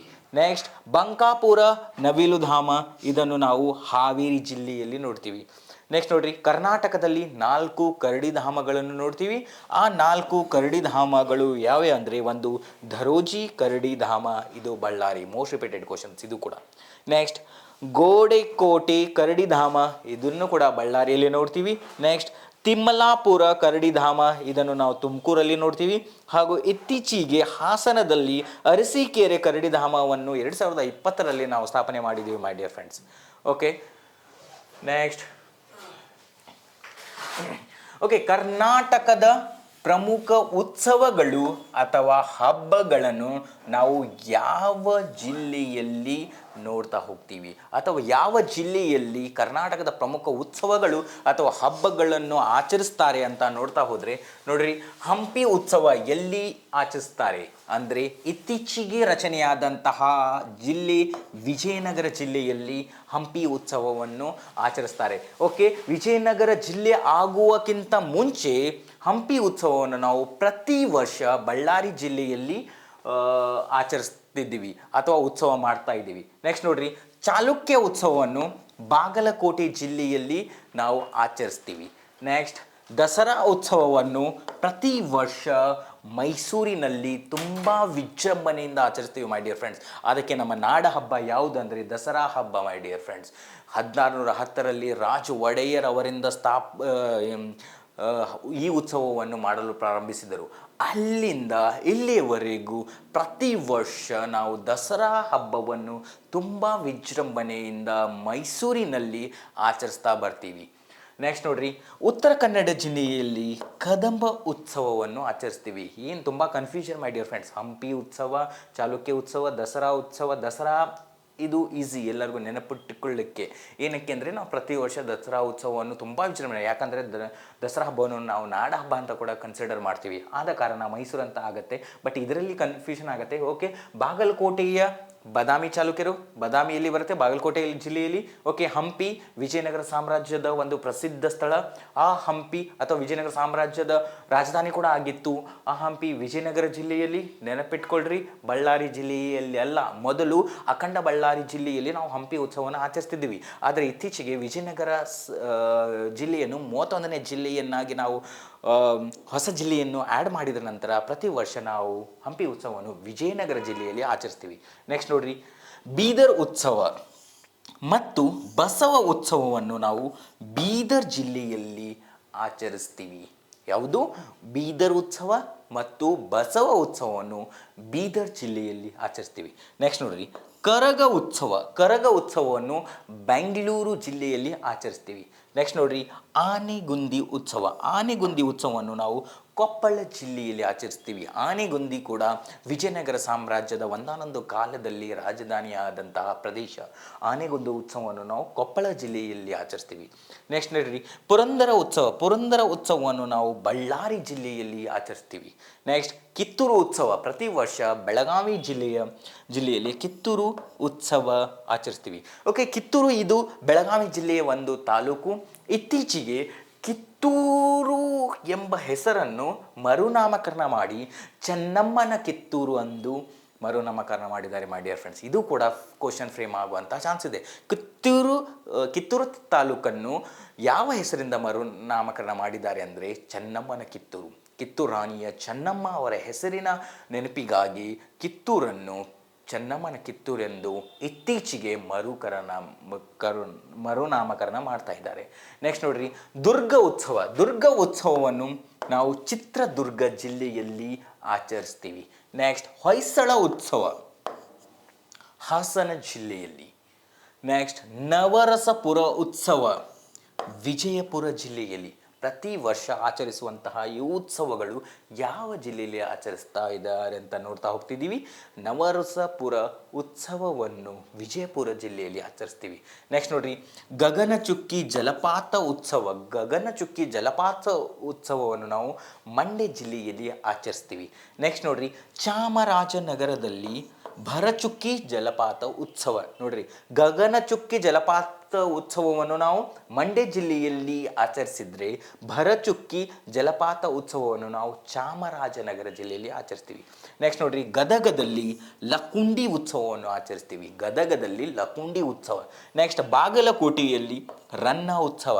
ಬಾಗಲಕೋಟೆಯಲ್ಲಿ 2 ಉತ್ಸವ ಮಾಡ್ತೀವಿ, ಒಂದು ರನ್ನ ಉತ್ಸವ, ಇನ್ನೊಂದು ಚಾಲುಕ್ಯ ಉತ್ಸವ. ನೆಕ್ಸ್ಟ್ ಬೆಳಗಾವಿ ಜಿಲ್ಲೆಯಲ್ಲಿ ಬೆಳವಡಿ ಉತ್ಸವ. ಬೆಳಗಾವಿಯಲ್ಲಿ ಕೂಡ ನಾವು 2 ಉತ್ಸವ ಮಾಡ್ತೀವಿ, ಒಂದು ಕಿತ್ತೂರು ಉತ್ಸವ, ಇನ್ನೊಂದು ಬೆಳವಡಿ ಉತ್ಸವ. ನೆಕ್ಸ್ಟ್ ನೋಡ್ರಿ, ದಕ್ಷಿಣ ಕನ್ನಡ ಜಿಲ್ಲೆಯಲ್ಲಿ ನಾವು ಅಬ್ಬಕ್ಕ ಉತ್ಸವವನ್ನು ಆಚರಿಸ್ತೀವಿ. ಓಕೆ, ತುಂಬ ಇಂಪಾರ್ಟೆಂಟ್ ಮೈ ಡಿಯರ್ ಫ್ರೆಂಡ್ಸ್. ಒಂದೊಂದು ಸ್ಲೈಡ್ ನೋಡ್ರಿ. ಈ ಒಂದು ಸ್ಲೈಡ್ ಹೋದರೆ ಕರ್ನಾಟಕದಲ್ಲಿ ಆಚರಿಸುವಂತಹ ಎಲ್ಲ ಉತ್ಸವಗಳನ್ನು ನಾವು ಒಂದೇ ಸ್ಥಳದಲ್ಲಿ ನೋಡ್ತಾ ಹೋಗ್ಬೋದು. ಆದ ಕಾರಣ ಈ ವಿಡಿಯೋವನ್ನು ನಿಮ್ಮ ಫ್ರೆಂಡ್ಗೆ ಮ್ಯಾಕ್ಸಿಮಮ್ ಶೇರ್ ಮಾಡಿರಿ. ಮತ್ತು ನಿಮಗೆ ಕೂಡ ಏನಾದರೂ ಕನ್ಫ್ಯೂಷನ್ ಇದ್ದರೆ ರಿಪೀಟಿಗೆ ಈ ವಿಡಿಯೋನ ನೋಡಿರಿ ಅಂತ ಹೇಳುತ್ತಾ, ಓಕೆ, ನೆಕ್ಸ್ಟ್ ಸ್ಲೈಡಲ್ಲಿ ಏನಿದೆ ನೋಡೋಣ. ಓಕೆ, ಕೃಷಿಗೆ ಸಂಬಂಧಿಸಿದಂತೆ ಪ್ರಮುಖ ಸಂಸ್ಥೆಗಳು. ಭಾರತದಲ್ಲಿ ಮ್ಯಾಕ್ಸಿಮಮ್ ಜನರ ಉದ್ಯೋಗ ಯಾವುದಂದರೆ ಕೃಷಿ. ಅತಿ ಹೆಚ್ಚು ಜನರು ವಾಸಿಸುವ ಪ್ರದೇಶ ಯಾವುದಂದರೆ ಗ್ರಾಮೀಣ ಪ್ರದೇಶ. ಗ್ರಾಮೀಣ ಪ್ರದೇಶದ ಜನರೆಲ್ಲರೂ ಯಾವ ಕೆಲಸ ಮಾಡ್ತಿರ್ತಾರೆ ಅಂದರೆ ಕೃಷಿ. ಆದ ಕಾರಣ ಕೃಷಿಯು ಭಾರತದ ಒಂದು ಆರ್ಥಿಕ ಅಭಿವೃದ್ಧಿಯನ್ನು ಸಾಧಿಸಲು ಒಂದು ರೀತಿಯ ತಕ್ಕ ಮಟ್ಟಕ್ಕೆ ತನ್ನದೇ ಆದ ಕೊಡುಗೆಯನ್ನು ನೀಡ್ತಾ ಇದ್ದಾರೆ. ಆದ ಕಾರಣ ನಾವು ರೈತರನ್ನು ಭಾರತದ ಬೆನ್ನೆಲುಬೆಂದು ಕರಿತೀವಿ. ಓಕೆ ನೋಡ್ರಿ, ಯಾವ ಸಂಸ್ಥೆ ಎಲ್ಲಿ ಇದೆ ಅಂತ ನೋಡ್ತಾ ಹೋಗ್ತೀವಿ. ಓಕೆ ನೋಡ್ರಿ, ಮೊದಲು ಕೇಂದ್ರೀಯ ಕೃಷಿ ಸಂಶೋಧನಾ ಸಂಸ್ಥೆ. ಕೇಂದ್ರೀಯ ಕೃಷಿ ಸಂಶೋಧನಾ ಸಂಸ್ಥೆಯನ್ನು ನಾವು ಫೋರ್ಟ್ ಬ್ಲೇರಲ್ಲಿ ನೋಡ್ತೀವಿ. ಅಂಡಮಾನ್ ಮತ್ತು ನಿಕೋಬಾರದ ರಾಜಧಾನಿ ಫೋರ್ಟ್ ಬ್ಲೇರಲ್ಲಿ ಕೇಂದ್ರೀಯ ಕೃಷಿ ಸಂಶೋಧನಾ ಸಂಸ್ಥೆಯನ್ನು ನೋಡ್ತೀವಿ. ನೆಕ್ಸ್ಟ್ ನೋಡ್ರಿ, ಭಾರತೀಯ ತೋಟಗಾರಿಕಾ ಸಂಶೋಧನಾ ಸಂಸ್ಥೆ. ಇದನ್ನು ಬೆಂಗಳೂರಿನ ಹೆಸರಘಟ್ಟ ಎಂಬ ಪ್ರದೇಶದಲ್ಲಿ ನಾವು ಭಾರತೀಯ ತೋಟಗಾರಿಕಾ ಸಂಶೋಧನಾ ಸಂಸ್ಥೆ, Indian horticulture research centre. Okay next ನೋಡ್ರಿ, ಕೇಂದ್ರೀಯ ತಂಬಾಕು ಸಂಶೋಧನಾ ಸಂಸ್ಥೆಯನ್ನು ಆಂಧ್ರ ಪ್ರದೇಶದ ರಾಜಮಂಡ್ರಿಯಲ್ಲಿ ನೋಡ್ತೀವಿ. ನೆಕ್ಸ್ಟ್ ನೋಡ್ರಿ, ರಾಷ್ಟ್ರೀಯ ಹೈನು ಸಂಶೋಧನಾ ಸಂಸ್ಥೆಯನ್ನು ನಾವು ಆಂಧ್ರ ಪ್ರದೇಶದ ಕರ್ನೂಲಲ್ಲಿ ನೋಡ್ತೀವಿ. ನೆಕ್ಸ್ಟ್, ಭಾರತೀಯ ಕಬ್ಬು ಸಂಶೋಧನಾ ಸಂಸ್ಥೆಯನ್ನು ನಾವು ಉತ್ತರ ಪ್ರದೇಶದ ಲಕ್ನೌನಲ್ಲಿ ನೋಡ್ತೀವಿ.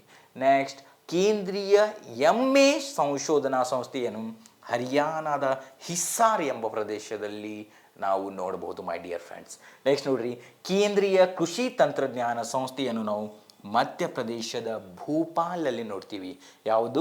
ಕೇಂದ್ರೀಯ ಕೃಷಿ ತಂತ್ರಜ್ಞಾನ ಸಂಸ್ಥೆ. ಕೇಂದ್ರೀಯ ಕೃಷಿ ಸಂಶೋಧನಾ ಸಂಸ್ಥೆ ಬೇರೆ, ಕೇಂದ್ರೀಯ ಕೃಷಿ ತಂತ್ರಜ್ಞಾನ ಸಂಸ್ಥೆ ಬೇರೆ. ಓಕೆ ನೆಕ್ಸ್ಟ್, ಕೇಂದ್ರೀಯ ಆಲೂಗಡ್ಡೆ ಸಂಶೋಧನಾ ಸಂಸ್ಥೆಯನ್ನು ನಾವು ಹಿಮಾಚಲ ಪ್ರದೇಶದ ಸಿಮ್ಲಾದಲ್ಲಿ ನೋಡ್ತೀವಿ. ನೆಕ್ಸ್ಟ್ ನೋಡ್ರಿ, ಕರ್ನಾಟಕ ರಾಜ್ಯ ಮಾವು ಸಂಶೋಧನಾ ಸಂಸ್ಥೆಯನ್ನು ನಾವು ಬೆಂಗಳೂರಿನಲ್ಲಿ ನೋಡ್ತೀವಿ. ನೆಕ್ಸ್ಟ್, ಕೇಂದ್ರೀಯ ಕಬ್ಬು ಸಂಶೋಧನಾ ಸಂಸ್ಥೆ. ಓಕೆ, ಇದು ಭಾರತೀಯ ಕಬ್ಬು ಸಂಶೋಧನಾ ಸಂಸ್ಥೆ ಅಂದ್ರೂ ಓಕೆ, ಅಥವಾ ಇಲ್ಲಿ ರಿಪೀಟ್ ಆಗಿದೆ. ಕೇಂದ್ರೀಯ ಕಬ್ಬು ಸಂಶೋಧನಾ ಸಂಸ್ಥೆ ಎರಡು ಒಂದೇ ಸಂಸ್ಥೆ, ಇದು ನೆನಪಿರಲಿ. ಉತ್ತರ ಪ್ರದೇಶದ ಲಕ್ನೋದಲ್ಲಿ ನೋಡ್ತೀವಿ. ನೆಕ್ಸ್ಟ್ ನೋಡ್ರಿ, ಭಾರತೀಯ ಸಾಂಬಾರ್ ಪದಾರ್ಥಗಳ ಸಂಶೋಧನಾ ಕೇಂದ್ರ. ಇದನ್ನು ಕ್ಯಾಲಿಕಟ್ಟಲ್ಲಿ ಅಥವಾ ಕೇರಳದ ಕಲ್ಲಿಕೋಟಿಯಲ್ಲಿ ನೋಡ್ತೀವಿ. ನೆಕ್ಸ್ಟ್ ನೋಡ್ರಿ, ಕೇಂದ್ರೀಯ ಸಾಗರ ಮೀನು ತಂತ್ರಜ್ಞಾನ ಸಂಸ್ಥೆ. ಕೇಂದ್ರೀಯ ಸಾಗರ ಮೀನು ತಂತ್ರಜ್ಞಾನ ಸಂಸ್ಥೆಯನ್ನು ನಾವು ಕೊಚ್ಚಿನ್ನಲ್ಲಿ ನೋಡ್ತೀವಿ. ನೆಕ್ಸ್ಟ್, ಭಾರತೀಯ ತರಕಾರಿ ಸಂಶೋಧನಾ ಸಂಸ್ಥೆಯನ್ನು ನಾವು ಉತ್ತರ ಪ್ರದೇಶದ ವಾರಾಣಸಿಯಲ್ಲಿ ನೋಡ್ತೀವಿ. ಯಾವುದು? ಭಾರತೀಯ ತರಕಾರಿ ಸಂಶೋಧನಾ ಸಂಸ್ಥೆ, ಉತ್ತರ ಪ್ರದೇಶದ ವಾರಣಾಸಿ. ನೆಕ್ಸ್ಟ್ ನೋಡ್ರಿ, ಕೇಂದ್ರೀಯ ಮಣ್ಣು ಮತ್ತು ಜಲ ಸಂರಕ್ಷಣಾ ತರಬೇತಿ ಕೇಂದ್ರವನ್ನು ನಾವು ಡೆಹ್ರಾಡೂನಲ್ಲಿ ನೋಡ್ತೀವಿ. ನೆಕ್ಸ್ಟ್, ಭಾರತೀಯ ಅರಣ್ಯ ಸಂಶೋಧನಾ ಸಂಸ್ಥೆಯನ್ನು ಕೂಡ ನಾವು ಡೆಹ್ರಾಡೂನಲ್ಲಿ ನೋಡ್ತೀವಿ. Okay, most repeated questions. Next, ಭಾರತೀಯ ಅರಣ್ಯ ವ್ಯವಸ್ಥಾಪನಾ ಸಂಸ್ಥೆಯನ್ನು ನಾವು ಮಧ್ಯಪ್ರದೇಶದ ಭೋಪಾಲಲ್ಲಿ ನೋಡ್ತೀವಿ. ತುಂಬ ಇಂಪಾರ್ಟೆಂಟ್ ಮೈ ಡಿಯರ್ ಫ್ರೆಂಡ್ಸ್. ಒಂದೇ ಸ್ಲೈಡಲ್ಲಿ ಎಲ್ಲನೂ ಕೂಡ ನಾವು ನೋಡಬಹುದು. ಏನು, ಯಾವ ಸಂಸ್ಥೆಗಳು, ಕೃಷಿಗೆ ಸಂಬಂಧಿಸಿದ ಸಂಸ್ಥೆಗಳು ಯಾವ ಪ್ರದೇಶದಲ್ಲಿದೆ ಮತ್ತು ಯಾವ ರಾಜ್ಯದಲ್ಲಿದೆ ಅಂತ ನಮಗೆ ತಿಳ್ಕೊಬೇಕಾದ್ರೆ ಈ ಸ್ಲೈಡ್ ಏನಫ್ ಅಂತ ನನಗನ್ಸುತ್ತೆ ಮೈ ಡಿಯರ್ ಫ್ರೆಂಡ್ಸ್. ಓಕೆ ನೆಕ್ಸ್ಟ್ ನೋಡ್ರಿ. ಒಂದು ಅತಿ ದೊಡ್ಡ ಏನೇನು ಭಾರತದ ಇರ್ಬೋದು ಅಥವಾ ಜಗತ್ತಿನಲ್ಲಿರ್ಬೋದು, ಏನು ಅತಿ ದೊಡ್ಡ ಇರುತ್ತೆ ಅಂತ ನೋಡ್ತಾ ಹೋಗೋಣ. ಒಂದು ಅತಿ ದೊಡ್ಡ ಸಮುದ್ರ, ಅತಿ ದೊಡ್ಡ ಸಮುದ್ರ ಯಾವುದಂದ್ರೆ ಅದೇ ಚೀನಾ ಸಮುದ್ರ. ಚೀನಾ ಸಮುದ್ರವನ್ನು ಅತಿ ದೊಡ್ಡ ಸಮುದ್ರ ಅಂತ ಕರಿತೀವಿ. ನೆಕ್ಸ್ಟ್ ಅತಿ ದೊಡ್ಡ ಸರೋವರ, ಅತಿ ದೊಡ್ಡ ಸರೋವರ ಯಾವುದಂದ್ರೆ ಕ್ಯಾಸ್ಪಿಯನ್ ಸರೋವರ. ಅತಿ ದೊಡ್ಡ ಸಮುದ್ರ ಚೀನಾ ಸಮುದ್ರ, ಅತಿ ದೊಡ್ಡ ಸರೋವರ ಕ್ಯಾಸ್ಪಿಯನ್ ಸಮುದ್ರ. ಅತಿ ದೊಡ್ಡ ನದಿ, ಅತಿ ದೊಡ್ಡ ನದಿ ಅಮೆಜಾನ್ ನದಿ, ನೆನಪಿರಲಿ. ಅತಿ ದೊಡ್ಡ ನದಿ ಅಮೆಜಾನ್ ನದಿ. ಹಾಗೂ ಅತಿ ಉದ್ದವಾದ ನದಿ ಯಾವುದಂದ್ರೆ ನೈಲ್ ನದಿ, ನೆನಪಿರಲಿ ಮೈ ಡಿಯರ್ ಫ್ರೆಂಡ್ಸ್. ಅತಿ ದೊಡ್ಡ ನದಿ ಅಮೆಜಾನ್ ನದಿ, ಅತಿ ಉದ್ದವಾದ ನದಿ ನೈಲ್ ನದಿ. ಓಕೆ, ನೆಕ್ಸ್ಟ್ ಅತಿ ದೊಡ್ಡ ಖಂಡ ಏಷ್ಯಾ ಖಂಡ. ಅತಿ ದೊಡ್ಡ ಖಂಡ ಏಷ್ಯಾ ಖಂಡ. ಅತಿ ದೊಡ್ಡ ದ್ವೀಪ ಗ್ರೀನ್ಲ್ಯಾಂಡ್ ದ್ವೀಪ. ಗ್ರೀನ್ಲ್ಯಾಂಡ್ ದ್ವೀಪ, ದ್ವೀಪ ಅಂದರೆ ಸುತ್ತು ಕಡೆ ನೀರು ನಡುವೆ ಭೂಮಿ ಇದ್ದರೆ ಅದನ್ನು ನಾವು ದ್ವೀಪ ಅಂತ ಕರಿತೀವಿ. ಹಾಗೂ ಪರ್ಯಾಯ ದ್ವೀಪ ಅಂದರೆ 3 ಕಡೆ ನೀರು 1 ಕಡೆ ಭೂಮಿ ಇದ್ದರೆ ಅದನ್ನು ಪರ್ಯಾಯ ದ್ವೀಪ ಅಂತ ಕರಿತೀವಿ. ಪರ್ಯಾಯ ದ್ವೀಪಕ್ಕೆ ಒಂದು ಉತ್ತಮ ಉದಾಹರಣೆ ಯಾವುದಂದ್ರೆ ಭಾರತ. ನೋಡ್ರಿ ಇಲ್ಲಿ ಎಕ್ಸಾಂಪಲ್.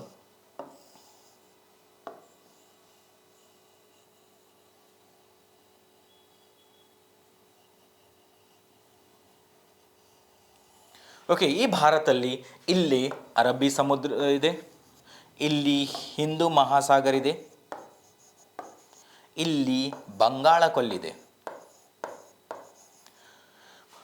ಈ ಸೈಡಿಂದನೂ ಯಾವುದಿದು ಪೂರ್ವಕ್ಕೂ ನೀರಿದೆ, ಪಶ್ಚಿಮಕ್ಕೂ ನೀರಿದೆ, ದಕ್ಷಿಣಕ್ಕೂ ನೀರಿದೆ. ಉತ್ತರಕ್ಕೆ ಮಾತ್ರ ನಾವು ಭೂಮಿ ಸರೌಂಡ್ ಆಗಿದ್ದನ್ನು ನೋಡ್ಬೋದು. ಆದ ಕಾರಣ ಭಾರತವನ್ನು ನಾವು ಏನಂತ ಕರಿತೀವಿ ಅಂದರೆ ಪರ್ಯಾಯ ದ್ವೀಪ ಅಂತ ಕರಿತೀವಿ. ಓಕೆ, ನೆಕ್ಸ್ಟ್ ನೋಡ್ರಿ. ಅತಿ ದೊಡ್ಡ ಮರುಭೂಮಿ ದಕ್ಷಿಣ ಆಫ್ರಿಕಾದಲ್ಲಿ ನಾವು ನೋಡುವಂತಹ ಸಹರಾ ಮರುಭೂಮಿಯನ್ನು ನಾವು ಅತಿ ದೊಡ್ಡ ಮರುಭೂಮಿ ಅಂತ ಗುರುತಿಸ್ತೀವಿ. ನೆಕ್ಸ್ಟ್ ಅತಿ ದೊಡ್ಡ ದೇಶ ರಷ್ಯಾ. ಅತಿ ದೊಡ್ಡ ದೇಶ ರಷ್ಯಾ. ನೆಕ್ಸ್ಟ್ ಅತಿ ದೊಡ್ಡ ಸಸ್ತನಿ ಬ್ಲೂ ವೇಲ್. ಬ್ಲೂ ವೇಲ್ ಅತಿ ದೊಡ್ಡ ಸಸ್ತನಿ. ನೆಕ್ಸ್ಟ್ ನೋಡ್ರಿ, ಅತಿ ದೊಡ್ಡ ವೈರಸ್. ವೈರಸ್ ತುಂಬ ಡೇಂಜರ್, ಕರೋನಾ ವೈರಸ್ ಅಂದರೆ ಭಯ ಆಗತ್ತಲ್ಲ, ಅದೇ TMV ಫುಲ್ ಫಾರ್ಮ್ ಏನಂದರೆ ಟೊಬ್ಯಾಕೋ ಮೊಜಾಯಿಕ್ ವೈರಸ್. ಟೊಬ್ಯಾಕೋ ಮೊಜಾಯಿಕ್ ವೈರಸ್ ಇದು ಅತಿ ದೊಡ್ಡ ವೈರಸ್ ಆಗಿದೆ ಮೈ ಡಿಯರ್ ಫ್ರೆಂಡ್ಸ್. ನೆಕ್ಸ್ಟ್ ಅತಿ ದೊಡ್ಡ ಹೂ ಬಿಡದ ಸಸ್ಯ. ಹೂ ಬಿಡದ ಸಸ್ಯ ಯಾವುದಂದ್ರೆ ದೈತ್ಯ ಸಿಕೋಯಿ. ದೈತ್ಯ ಸಿಕೋಯಿ. ನೆಕ್ಸ್ಟ್ ಅತಿ ದೊಡ್ಡ ಜೀವಿ ಸಾಮ್ರಾಜ್ಯ ಯಾವುದಂದ್ರೆ ಪ್ರಾಣಿ ಸಾಮ್ರಾಜ್ಯ. ಅತಿ ದೊಡ್ಡ ಜೀವಿ ಸಾಮ್ರಾಜ್ಯ ಪ್ರಾಣಿ ಸಾಮ್ರಾಜ್ಯ. ನೆಕ್ಸ್ಟ್ ಅತಿ ದೊಡ್ಡ ಹೂ ರೆಪ್ಲೇಶಿಯಾ ಗಿಯಾಂಟ್. ಅತಿ ದೊಡ್ಡ ಹೂ ಯಾವುದು ಅಂದರೆ ರೆಪ್ಲೇಸಿಯಾ ಗಿಯಾಂಟ್. ಇದು ಅತಿ ದೊಡ್ಡ ಹೂ ಆಗಿದೆ. ಓಕೆ, ನೆಕ್ಸ್ಟ್ ನೋಡ್ರಿ, ಕರ್ನಾಟಕದ ಪ್ರಮುಖ ಪಾರ್ಕ್ಗಳು. ನೋಡ್ರಿ ಫ್ರೆಂಡ್ಸ್, ಹೇಗೆ ಒಂದೊಂದು ಸ್ಲೈಡ್ ಎಷ್ಟೆಷ್ಟು ಇಂಪಾರ್ಟೆಂಟ್ ಇದೆ ಅಂತ. ಓಕೆ, ಕರ್ನಾಟಕದ ಪ್ರಮುಖ ಪಾರ್ಕ್ಗಳು ಯಾವುದಂದರೆ ಫಸ್ಟ್ ರೈಸ್ ಪಾರ್ಕ್ನ ನಾವು ಎಲ್ಲಿ ನೋಡ್ತೀವಿ ಅಂದರೆ ಕಾರ್ವರಿ ಗಂಗಾವತಿಯಲ್ಲಿ. ಕಾರ್ವರಿ ಎಂಬ ಪ್ರದೇಶ ಗಂಗಾವತಿಯಲ್ಲಿ ನೋಡ್ತೀವಿ. ನೆಕ್ಸ್ಟ್ ತೊಗರಿ ಟೆಕ್ನಾಲಜಿಕಲ್ ಪಾರ್ಕ್ನ ನಾವು ಕಲಬುರ್ಗಿ ಜಿಲ್ಲೆಯಲ್ಲಿ ನೋಡ್ತೀವಿ. ತೊಗರಿ ಟೆಕ್ನಾಲಜಿ ಪಾರ್ಕ್ ಕಲಬುರ್ಗಿ ಜಿಲ್ಲೆ. ನೆಕ್ಸ್ಟ್ ಲಿಂಬು ಪಾರ್ಕ್ ಇಂಡಿ ವಿಜಯಪುರ. ನೆಕ್ಸ್ಟ್ ಮೆಕ್ಕೆಜೋಳ ಪಾರ್ಕ್ ರಾಣೆಬೆನ್ನೂರು ಹಾವೇರಿ ಜಿಲ್ಲೆಯಲ್ಲಿ. ನೆಕ್ಸ್ಟ್ ಫುಡ್ ಪಾರ್ಕ್ ವಸಂತ ನರಸಾಪುರದಲ್ಲಿ ನೋಡ್ತೀವಿ. ನೆಕ್ಸ್ಟ್ ಸೌರ ವಿದ್ಯುತ್ ಪಾರ್ಕನ್ನು ನಾವು ತುಮಕೂರು ಜಿಲ್ಲೆಯ ಪಾವಗಡದಲ್ಲಿ ನೋಡ್ತೀವಿ. ನೆಕ್ಸ್ಟ್ ತೆಂಗು ಪಾರ್ಕನ್ನು ನಾವು ತುಮಕೂರು ಜಿಲ್ಲೆಯ ತಿಪಟೂರಿನಲ್ಲಿ ನೋಡ್ತೀವಿ. ನೆಕ್ಸ್ಟ್ ನೋಡ್ರಿ, ಫುಡ್ ಪಾರ್ಕ್ ತಿಪಟೂರು ತುಮಕೂರಲ್ಲಿ. Okay, food park okay, Tiptur Tumakuru. Next ಮೀನುಗಾರಿಕಾ ಪಾರ್ಕನ್ನು ನಾವು ಮಂಗಳೂರಲ್ಲಿ ನೋಡ್ತೀವಿ. ಅದೇ ರೀತಿ ಕಾಫಿ ಪಾರ್ಕನ್ನು ನಾವು ಚಿಕ್ಕಮಗಳೂರು ಜಿಲ್ಲೆಯಲ್ಲಿ, ಕರಡಿಯನ್ನು ನಾವು ಧಾರೋಜಿ ಹೇಳಿದನಲ್ಲ ಏನು ಕರಡಿಧಾಮಗಳಲ್ಲಿ ಅಲ್ಲೇ. ನೆಕ್ಸ್ಟ್ ಪ್ಲಾಸ್ಟಿಕ್ ಪಾರ್ಕನ್ನು ಬೆಂಗಳೂರಲ್ಲಿ, ನೆಕ್ಸ್ಟ್ ಸ್ಪೈಸ್ ಪಾರ್ಕನ್ನು ಬ್ಯಾಡ್ಕಿ ಹಾವೇರಿಯಲ್ಲಿ, ನೆಕ್ಸ್ಟ್ ಸಾಗರ ಉತ್ಪನ್ನಗಳನ್ನು ನಾವು ಅತಿ ಹೆಚ್ಚಾಗಿ ಮಂಗಳೂರಲ್ಲಿ ನೋಡ್ತೀವಿ. ನೆಕ್ಸ್ಟ್ ಗ್ರೀನ್ ಫುಡ್ಡನ್ನು ನಾವು ಬಾಗಲಕೋಟೆಯಲ್ಲಿ ನೋಡ್ತೀವಿ. ಅಕ್ಷಯ್ ಆಹಾರ್ ಅನ್ನು ನಾವು ಚಿತ್ರದುರ್ಗದ ಹಿರಿಯೂರಲ್ಲಿ ನೋಡ್ತೀವಿ. ನೆಕ್ಸ್ಟ್ ಇನ್ನೋವ್ ಅಗ್ರಿ ಬಯೋ ಪಾರ್ಕನ್ನು ನಾವು ಕೋಲಾರದ ಮಾಲೂರು ಎಂಬ ಪ್ರದೇಶದಲ್ಲಿ ನೋಡ್ತೀವಿ. ನೆಕ್ಸ್ಟ್ ಶುಗರ್ ಪಾರ್ಕ್ನ ನಾವು ಮಂಡ್ಯ ಜಿಲ್ಲೆಯಲ್ಲಿ ನೋಡ್ತೀವಿ. ಓಕೆ, ಇದು ತುಂಬ ಇಂಪಾರ್ಟೆಂಟ್. ಕರ್ನಾಟಕದ ಪ್ರಮುಖ ಪಾರ್ಕ್ಗಳು ಅವು ಯಾವ ಸ್ಥಳದಲ್ಲಿದೆ ಮತ್ತು ಯಾವ ಜಿಲ್ಲೆಯಲ್ಲಿದೆ ಅಂತ ನೋಡ್ತಾ ಹೋಗಿದ್ದೀವಿ. ನೆಕ್ಸ್ಟ್ ನೋಡ್ರಿ, ತುಂಬ ಇಂಪಾರ್ಟೆಂಟ್, ಕ್ರೀಡೆಗೆ ಸಂಬಂಧಿಸಿದ ಕಪ್ಗಳು ಅಥವಾ ಟ್ರೋಫಿಗಳು. ಕ್ರೀಡೆಗೆ ಸಂಬಂಧಿಸಿದ ಯಾವ ಕಪ್ಪನ್ನು ಯಾವ ಕ್ರೀಡೆಗೆ ಕೊಡ್ತಾರೆ ಮತ್ತು ನೋಡ್ರಿ, ಈ ಕಾಲಮಲ್ಲಿ ನಾವು ಕಪ್ಗಳು ಅಥವಾ ಟ್ರೋಫಿಗಳು, ಇನ್ನೊಂದು ಕಾಲಮಲ್ಲಿ ಈ ಕಪ್ಗಳು ಯಾವ ಕ್ರೀಡೆಗೆ ಸಂಬಂಧಿಸಿದೆ. Okay, first Aga Khan cup, ಇದು ಹಾಕಿ ಕ್ರೀಡೆಗೆ ಸಂಬಂಧಿಸಿದಂತಹ ಕಪ್ ಆಗಿದೆ. ನೆಕ್ಸ್ಟ್ ಅಗರ್ವಾಲ್ ಕಪ್, ಇದು ಬ್ಯಾಡ್ಮಿಂಟನ್ ಕ್ರೀಡೆಗೆ ಸಂಬಂಧಿಸಿದ cup. Aga Khan cup hockey, Agarwal cup badminton. Next Ranjit Singh Swarna cup. Ranjit Singh Swarna cup ಅನ್ನು ನಾವು ಹಾಕಿ ಕ್ರೀಡೆಗೆ ಸಂಬಂಧಿಸಿದೆ. ನೆಕ್ಸ್ಟ್ ನೋಡ್ರಿ, ಅಖಿಲ ಭಾರತ ಗುರುನಾನಕ್ ಚಾಂಪಿಯನ್ಶಿಪ್. ಅಖಿಲ ಭಾರತ ಗುರುನಾನಕ್ ಚಾಂಪಿಯನ್ಶಿಪ್ ಇದು ಹಾಕಿ ಆಟಕ್ಕೆ ಸಂಬಂಧಿಸಿದೆ, ವಿಶೇಷವಾಗಿ ಮಹಿಳಾ ಹಾಕಿಗೆ ಸಂಬಂಧಿಸಿದಂತಹ ಕಪ್ ಯಾವುದಂದರೆ ಅಥವಾ ಚಾಂಪಿಯನ್ಶಿಪ್ ಯಾವುದಂದರೆ ಅಖಿಲ ಭಾರತ ಗುರುನಾನಕ್ ಚಾಂಪಿಯನ್ಶಿಪ್. ನೆಕ್ಸ್ಟ್ ನೋಡ್ರಿ, ಚಾಂಪಿಯನ್ ಟ್ರೋಫಿ.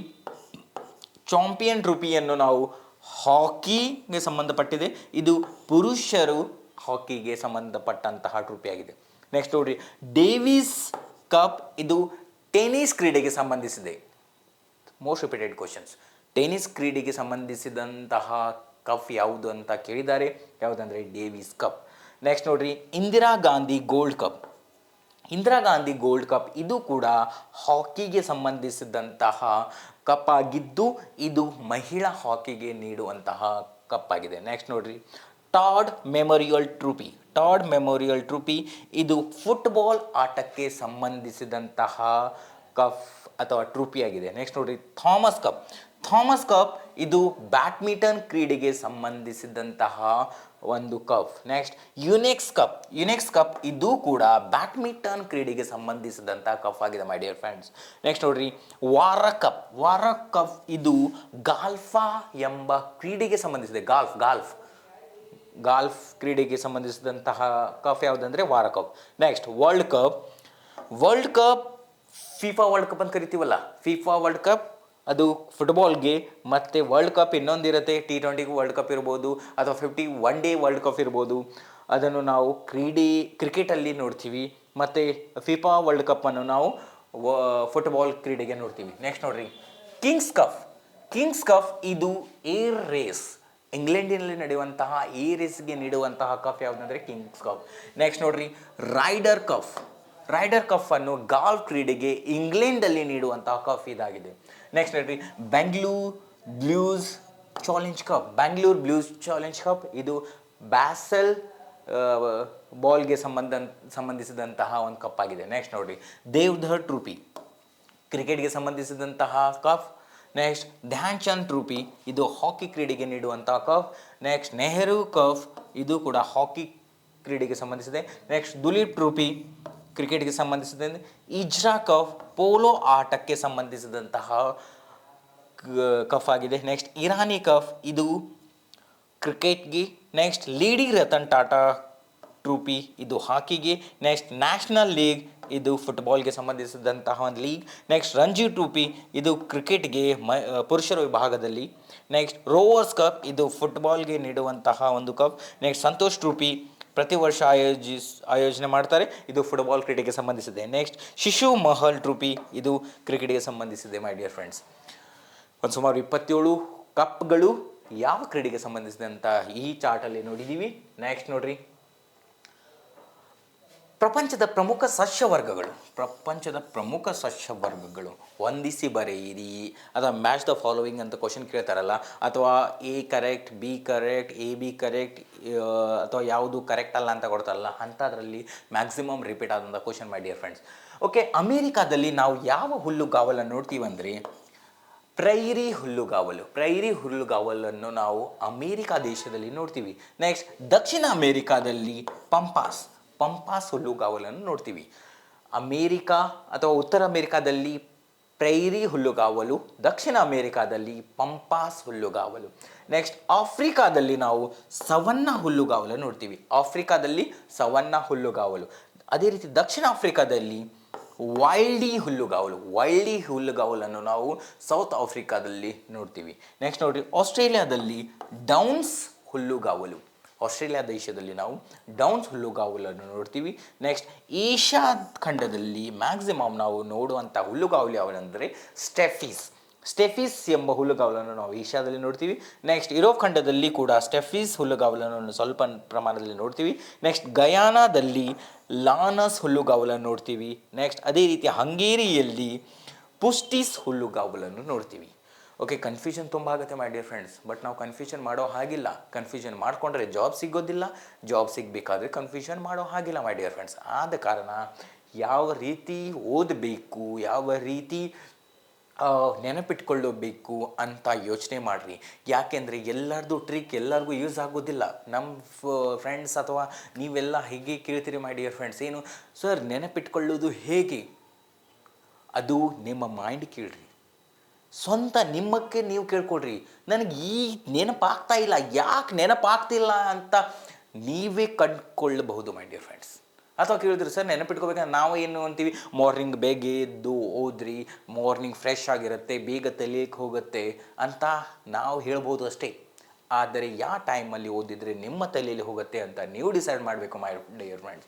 ಒಂದು ದಿನದಲ್ಲಿ ಎಷ್ಟು ತಾಸು ಓದಿದರೆ ನಮಗೆ ನೆನಪುಳಿಯುತ್ತೆ ಅಂತ ಡಿಸೈಡ್ ಮಾಡಿ ಓದಬೇಕು ಮೈ ಡಿಯರ್ ಫ್ರೆಂಡ್ಸ್. ಅಥವಾ ನಾವು ಎಕ್ಸಾಮ್ ಬಂದಾಗ 24 ಗಂಟೆಯಲ್ಲಿ ಮಿನಿಮಮ್ 12-13 ತಾಸು ಓದಿದ್ರೆ ನಮ್ಮ ಅನಾರೋಗ್ಯ ತುತ್ತಾಗುತ್ತೀವಿ. ಆದ ಕಾರಣ ಇಷ್ಟೆಲ್ಲ ಪ್ರೆಷರ್ ಬೇಡ ಮೈ ಡಿಯರ್ ಫ್ರೆಂಡ್ಸ್. ಎಷ್ಟು ಓದಬೇಕು, ಎಷ್ಟು ನಮ್ಮ ಮೈಂಡ್ಗೆ ನಾವು ಎಷ್ಟು ಪ್ರೆಷರ್ ಕೊಡ್ಬೋದು ಅಂತ ನಿಮಗೆ ಗೊತ್ತಾಗ್ಬೋದು. 12-13 ತಾಸು ಓದಾಕ ಸ್ಟಾರ್ಟ್ ಮಾಡಿಬಿಟ್ರೆ ಎಕ್ಸಾಮ್ ಸಮೀಪಲ್ಲಿ ತಲೆ ನುಸಕ್ಕೆ ಸ್ಟಾರ್ಟ್ ಆಗುತ್ತೆ. ತಲೆ ನುಸಕ್ಕೆ ಸ್ಟಾರ್ಟ್ ಆದರೆ ಓದಿದ್ದೆಲ್ಲ ಮರ್ತು ಹೋಗ್ತೀವಿ, ಭಯ ಆಗಿಬಿಡತ್ತೆ. ಭಯ ಆದರೆ ಅರ್ಧ ಓದಿದ್ದು ಮುಗ್ದ ಹಾಗೆ, ಏನೇನು ನೆನಪು ಬರೋದಿಲ್ಲ ಮೈ ಡಿಯರ್ ಫ್ರೆಂಡ್ಸ್. ಆ ರೀತಿ ಪ್ರಾಬ್ಲಮ್ ನೀವು ಮಾಡ್ಕೋಬೇಡ್ರಿ. ಅದಕ್ಕೆ ಕರೆಕ್ಟಾಗಿ ರಿಪೀಟ್ ಓದ್ತಾ ಹೋಗ್ರಿ ಅಂತ ಹೇಳುತ್ತಾ, ಓಕೆ ನೆಕ್ಸ್ಟ್ ನೋಡ್ರಿ. ಓಕೆ, ಹಂಪಿ ಏನು 2024ರಲ್ಲಿ ಕೆಲವು ಉತ್ಸವಗಳು ಯಾವ ರಾಜ್ಯದಲ್ಲಿ ನಡೆಯುತ್ತೆ ಅಂತ ನೋಡ್ತಾ ಹೋಗೋಣ. ಹಂಪಿ ಉತ್ಸವ ವಿಜಯನಗರ ಜಿಲ್ಲೆಯಲ್ಲಿ ನಡೆಯುತ್ತೆ, ಕರ್ನಾಟಕದಲ್ಲಿ. ನೆಕ್ಸ್ಟ್ ಸಂಸ್ಕೃತಿ ಉತ್ಸವ 2024 ಉತ್ತರ ಪ್ರದೇಶದಲ್ಲಿ ನಡೆಯುತ್ತೆ. ನೆಕ್ಸ್ಟ್ ರಾನ್ ಉತ್ಸವ 2024 ಗುಜರಾತಲ್ಲಿ ನಡೆಯುತ್ತೆ. ನೆಕ್ಸ್ಟ್ ದಿವ್ಯ ಕಲಾ ಮೇಳ 2024 ನಾಗ್ಪುರಲ್ಲಿ ನಡೆಯುತ್ತೆ. ನೆಕ್ಸ್ಟ್ ಗಂಗಾಸಾಗರ ಮೇಳ 2024 ಇದು ಮಧ್ಯಪ್ರದೇಶದಲ್ಲಿ ನಡೆಯುತ್ತೆ. ನೆಕ್ಸ್ಟ್ ತುಷಾಲಿ ಕ್ರಾಫ್ಟ್ ಮೇಳ 2024 ಇದು ಒಡಿಸ್ಸಾ ರಾಜ್ಯದಲ್ಲಿ ನಡೆಯುತ್ತೆ ಮೈ ಡಿಯರ್ ಫ್ರೆಂಡ್ಸ್. ಓಕೆ, ನೆಕ್ಸ್ಟ್ ಮತ್ತೆ 1 ಮಾರ್ಕ್ಸ್ ಕ್ವಶನ್ ಏನು ಅಂದರೆ, ನದಿ ದಂಡೆಯ ಪ್ರಮುಖ ನಗರಗಳು. ಯಾವ ನಗರ ಯಾವ ನದಿಯ ದಂಡೆಯಲ್ಲಿದೆ, ಆ ನಗರ ಯಾವ ರಾಜ್ಯದಲ್ಲಿ ಬರುತ್ತೆ ಅಂತ ಈ ಟೇಬಲ್ ಇಂಡಿಕೇಟ್ ಮಾಡುತ್ತೆ. ಫಸ್ಟ್ ಕಾಲಮ್ ಏನು ಹೇಳುತ್ತೆ ಅಂದರೆ ಸಿಟಿ, ಯಾವ ಸಿಟಿ. ನೆಕ್ಸ್ಟ್ ಯಾವ ನದಿಯ ದಂಡೆಯ ಮೇಲೆ ಈ ಸಿಟಿ ಇದೆ, ಮತ್ತು ಆ ಸಿಟಿ ಯಾವ ರಾಜ್ಯದಲ್ಲಿ ನಾವು ನೋಡ್ತೀವಿ ಅಂತ. ಓಕೆ, ಸ್ವಲ್ಪ ಕಲರ್ ಪೆನ್ ಚೇಂಜ್ ಮಾಡೋಣ. ಇದಕ್ಕೆ ಯಾವುದು ಡಾರ್ಕ್ ಆಗಿ ನೋಡ್ಬೋದು ಅಂದರೆ ಓಕೆ ರೆಡ್. ಓಕೆ, ನೆಕ್ಸ್ಟ್ ನಗರ ಯಾವುದಂದರೆ ಜೇಮ್ಶೆಡ್ಪುರ್, ಜಾರ್ಖಂಡದಲ್ಲಿಯ ಕಾಣುವಂತಹ ನಗರ. ಅದು ಯಾವ ನದಿಯ ದಂಡೆಯ ಮೇಲಿದೆ ಅಂದರೆ ಸುವರ್ಣರೇಖಾ ನದಿಯ ದಂಡೆ ಮೇಲೆ ಇರುವಂತಹ ನಗರ ಯಾವುದಂದರೆ ಜೇಮ್ಶೆಡ್ಪುರ್. ಅದು ಜಾರ್ಖಂಡ್ನಲ್ಲಿ ಕಾಣ್ತೀವಿ. ಜೇಮ್ಶೆಡ್ಪುರಲ್ಲಿ ಅತಿ ಹೆಚ್ಚು ಕೈಗಾರಿಕೆಗಳನ್ನು ನಾವು ನೋಡ್ತಾ ಹೋಗ್ತೀವಿ ಮೈ ಡಿಯರ್ ಫ್ರೆಂಡ್ಸ್. ನೆಕ್ಸ್ಟ್ ನೋಡ್ರಿ, ಪಶ್ಚಿಮ ಬಂಗಾಳದ ರಾಜಧಾನಿ ಇದು ಹೂಗ್ಲಿ ನದಿಯ ದಂಡೆಯ ಮೇಲಿದೆ. ಪಶ್ಚಿಮ ಬಂಗಾಳದ ರಾಜಧಾನಿ ಕೋಲ್ಕತ್ತಾ, ಇದು ಹೂಗ್ಲಿ ನದಿಯ ದಂಡೆಯ ಮೇಲಿದೆ. ನೆಕ್ಸ್ಟ್ ನೋಡ್ರಿ, ಉತ್ತರ ಪ್ರದೇಶದ ಒಂದು ಪ್ರಮುಖ ಸ್ಥಳ ಮಥುರಾ, ಇದು ಯಮುನಾ ನದಿಯ ದಂಡೆಯ ಮೇಲಿದೆ. ನೆಕ್ಸ್ಟ್ ನೋಡ್ರಿ ಗೋವಾ. ಗೋವಾದ ರಾಜಧಾನಿ ಪಣಜಿಯು ಮಾಂಡೋವಿ ನದಿಯ ದಂಡೆಯ ಮೇಲಿದೆ. ಯಾವ ನದಿ? ಮಾಂಡೋವಿ ನದಿಯ ದಂಡೆಯ ಮೇಲಿದೆ. ಓಕೆ, ನೆಕ್ಸ್ಟ್ ನೋಡ್ರಿ ಆಂಧ್ರ ಪ್ರದೇಶದ ಕರ್ನೂಲ್ ಇದು ತುಂಗಭದ್ರಾ ನದಿಯ ದಂಡೆ ಮೇಲಿದೆ. ಆಂಧ್ರ ಪ್ರದೇಶದ ಕರ್ನೂಲ್ ಇದು ತುಂಗಭದ್ರಾ ನದಿಯ ದಂಡೆ ಮೇಲೆ ನಾವು ನೋಡ್ತೀವಿ. ನೆಕ್ಸ್ಟ್ ನೋಡ್ರಿ ಉತ್ತರ ಪ್ರದೇಶದ ಲಕ್ನೋವನ್ನು ನಾವು ಗೋಮತಿ ನದಿಯ ದಂಡೆಯ ಮೇಲೆ ನೋಡ್ತೀವಿ. ನೆಕ್ಸ್ಟ್ ನೋಡ್ರಿ ಪಂಜಾಬಿನ ಲುಧಿಯಾನ ಸಿಟಿಯನ್ನು ನಾವು ಸಟ್ಲೇಜ್ ನದಿಯ ದಂಡೆಯ ಮೇಲೆ ನೋಡ್ತೀವಿ. ನೆಕ್ಸ್ಟ್ ನೋಡ್ರಿ ಉತ್ತರಾಖಂಡದ ಬದ್ರಿನಾಥ್ ಇದು ಅಲಕ್ನಂದ ನದಿಯ ದಂಡೆಯ ಮೇಲೆ ನೋಡ್ತೀವಿ. ನೆಕ್ಸ್ಟ್ ನೋಡ್ರಿ ಒಡಿಸ್ಸಾದ ಕಟಕ್ ಇದು ಮಹಾನದಿಯ ದಂಡೆಯ ಮೇಲೆ ಇದೆ. ನೆಕ್ಸ್ಟ್ ದೆಹಲಿ ಇದು ಯಮುನಾ ನದಿಯ ದಂಡೆಯ ಮೇಲಿದೆ. ನೆಕ್ಸ್ಟ್ ಪಂಜಾಬಿನ ಫಿರೋಜ್ಪುರ್ ಇದು ಸಟ್ಲಜ್ ನದಿಯ ದಂಡೆಯ ಮೇಲಿದೆ. ನೆನಪಿರಲಿ, ಪಂಜಾಬನ್ನು ನಾವು ಪಂಚ ನದಿಗಳ ನಾಡು ಅಂತ ಕರಿತೀವಿ. 5 ನದಿಗಳು ಅಲ್ಲಿ ಹರಿಯುತ್ತೆ. ಅದೇ ರೀತಿ ಕರ್ನಾಟಕದ ವಿಜಯಪುರ ಜಿಲ್ಲೆಯನ್ನು ನಾವು 5 ನದಿಗಳು ಹರಿಯುವುದರಿಂದ ಪಂಚ ನದಿಗಳ ಜಿಲ್ಲೆ ಅಂತ ಕರಿತೀವಿ. ರಾಜ್ಯ ಯಾವುದಂದರೆ ಪಂಜಾಬ್, ಜಿಲ್ಲೆ ಯಾವುದಂದರೆ ವಿಜಯಪುರ. ನೆನಪಿರಲಿ. ನೆಕ್ಸ್ಟ್ ಆಸಾಂನ ಗುವಾಹಟಿ ಇದು ಬ್ರಹ್ಮಪುತ್ರ ನದಿಯ ದಂಡೆಯ ಮೇಲಿದೆ. ನೆಕ್ಸ್ಟ್ ನೋಡ್ರಿ ಮೊದಲು ಆಂಧ್ರ ಪ್ರದೇಶ ಇತ್ತು, ಈಗ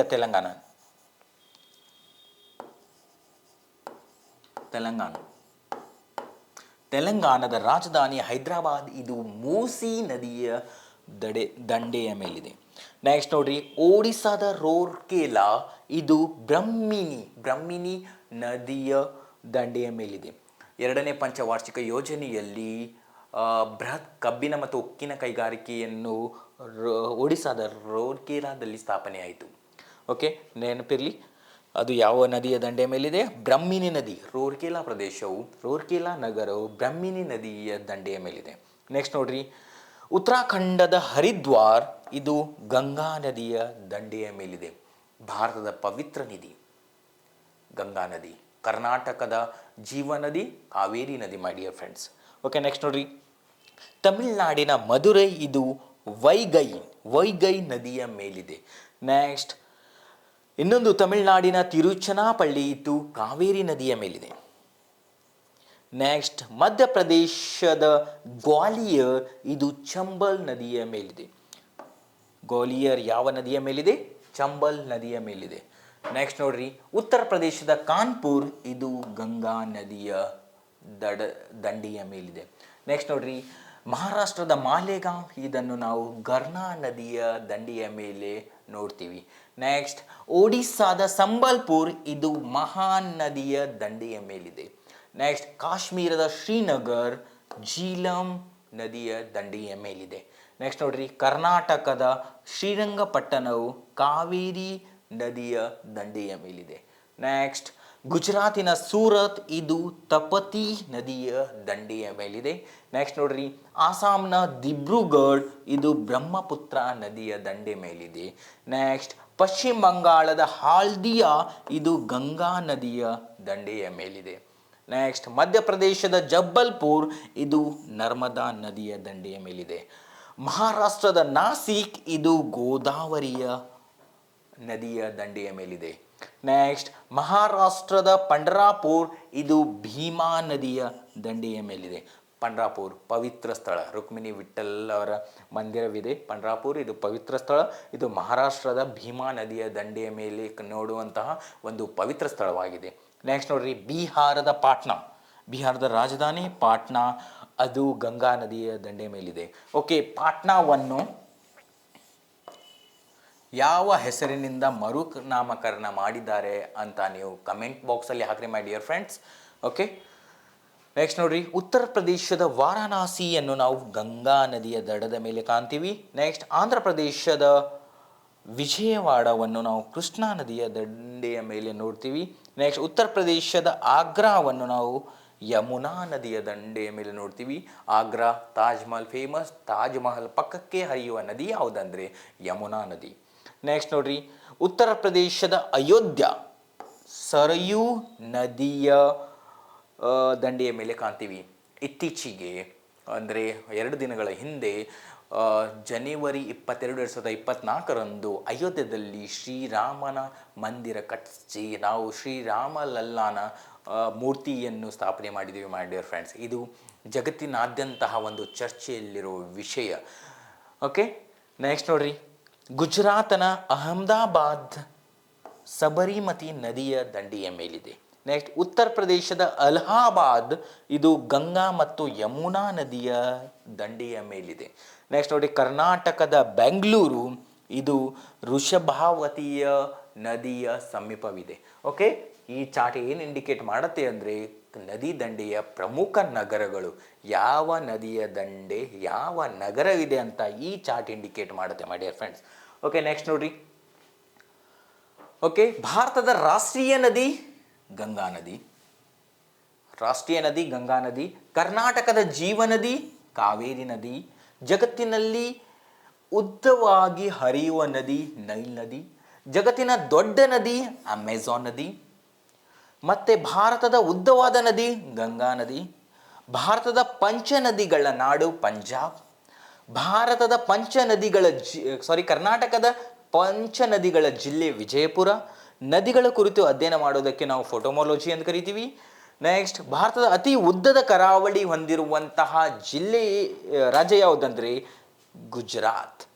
ಓಕೆ, ಮತ್ತು ಭಾರತದ ಸ್ಥಳೀಯ ಮಾರುತ ಯಾವುದಂದರೆ loo. Okay, I repeat once again. ಭಾರತದ ರಾಷ್ಟ್ರೀಯ ನದಿ ಗಂಗಾ ನದಿ. ಕರ್ನಾಟಕದ ಜೀವನದಿ ಕಾವೇರಿ. ಜಗತ್ತಿನ ಅತಿ ಉದ್ದವಾದ ನದಿ ಯಾವುದಂದರೆ ನೈಲ್ ನದಿ. ಜಗತ್ತಿನ ಅತಿ ದೊಡ್ಡ ನದಿ ಯಾವುದಂದರೆ ಅಮೆಜಾನ್ ನದಿ. ಭಾರತದ ಉದ್ದವಾಗಿ ಹರಿಯುವ ನದಿ ಗಂಗಾ ನದಿ. ಭಾರತದ ಪಂಚ ನದಿಗಳ ನಾಡು ಪಂಜಾಬ್. ಕರ್ನಾಟಕದ ಪಂಚ ನದಿಗಳ ಜಿಲ್ಲೆ ವಿಜಯಪುರ. ನದಿಗಳ ಕುರಿತು ಅಧ್ಯಯನ ಮಾಡೋದಕ್ಕೆ ನಾವು ಏನಂತ ಕರಿತೀವಿ ಅಂದರೆ ಫೋಟೋಮಾಲಜಿ. ನೆಕ್ಸ್ಟ್, ಭಾರತದ ಅತಿ ಉದ್ದದ ಕರಾವಳಿಯನ್ನು ಹೊಂದಿರುವ ರಾಜ್ಯ ಗುಜರಾತ್. ಎರಡನೆಯದಾಗಿ ಆಂಧ್ರ ಪ್ರದೇಶ್, ನೆನಪಿರಲಿ. ಭಾರತದ ಸ್ಥಳೀಯ ಮಾರುತ ಯಾವುದಂದರೆ ಲೂ. Okay, next ಸ್ಲೈಡಲ್ಲಿ